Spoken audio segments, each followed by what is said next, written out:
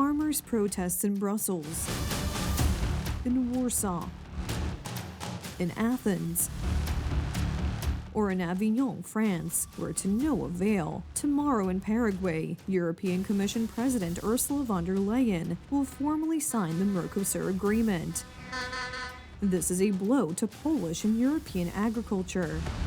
To prawdziwe tsunami dla europejskiego rolnictwa. This is a real tsunami for European agriculture. The European Commission, subservient to German interests, is blindly destroying European agriculture, making room for products from Mercosur countries, solely so that Germany can become the food distributor for the whole of Europe. It's similar to the Nord Stream 2 project. Producers from Paraguay, Uruguay, and Argentina will gain access to EU markets. This means that food of questionable quality, stuffed with chemicals and substances that are not allowed on our continent, will soon appear in Europe. In addition, Mercosur countries are dominated by large corporations in which German and Dutch companies have shares. Such unfair competition will simply destroy Polish family farms. If things continue like this, agriculture in Poland will practically have to be shut down. This is not just about farmers, it's about the entire food production in Poland. Reading these regulations, farms should be closed down today. Mercosur countries and Germany are already counting their profits. Opening markets to cheap food from South America is part of a bigger deal. It's simply about facilitating exports, especially of German cars, to Latin American countries. Donald Tusk is weak in all these relations. He was unable to prevent this despite flexing his muscles and saying that no one in Europe can outplay him.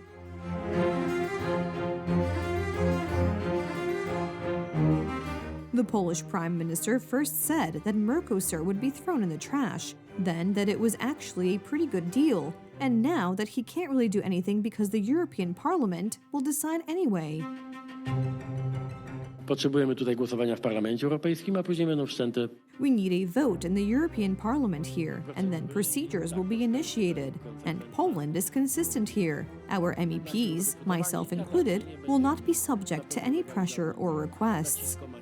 Donald Tusk did nothing to create a blocking minority when we had the Polish presidency. Later, he said that the provisions of the Mercosur agreement are safe, and the Minister of Agriculture was in Brussels for the first time on January 7th, the Polish Minister of Agriculture, to discuss Mercosur, and he still does not know what is in the agreement.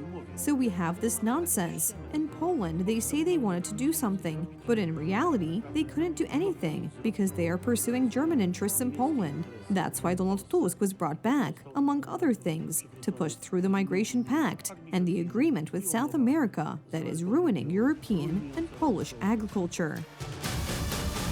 The Prime Minister did nothing to defend Polish farmers, who protested and continue to protest wherever possible, in Europe and on the streets of Polish cities, against an agreement that also affects consumers. This is today's demonstration by farmers in Pyrzyce, in the West Pomeranian province. Protest w Warszawie pokazał. The protest in Warsaw showed that there are many farmers after all. The Polish Prime Minister came out and actually ridiculed our protest, saying that he expected more of us. So why did he order the services, the police, even using a police helicopter, to stop farmers who wanted to drive their tractors into Warsaw? Such hypocrisy at full throttle.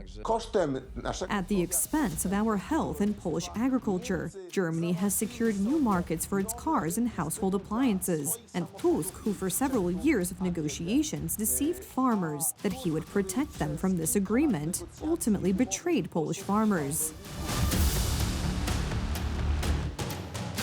The EU assures us of vague safety clauses that are supposed to protect farmers, but the authorities of the South American countries that will benefit from the agreement claim that nothing of the sort has been agreed upon. Although the entry into force of Mercosur seems inevitable, farmers from all over Europe are not giving up and are going to Strasbourg on January 20th. We want to show the solidarity of European farmers and that all the problems that the European Commission is causing us today affect us all equally. There is still a chance that the German-South American agreement will be dealt with by the Court of Justice of the European Union.